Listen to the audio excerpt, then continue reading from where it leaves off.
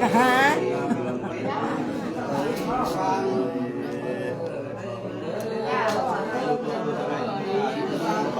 ต่างหากกับคนนั้น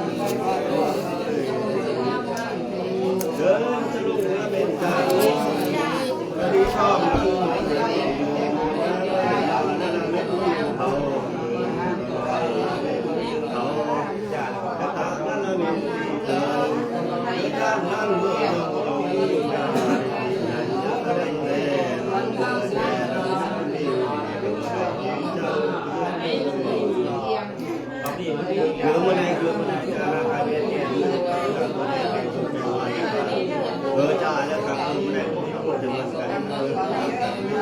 จะรอดนะครับเพราะว่าสิ่งนี้มันมา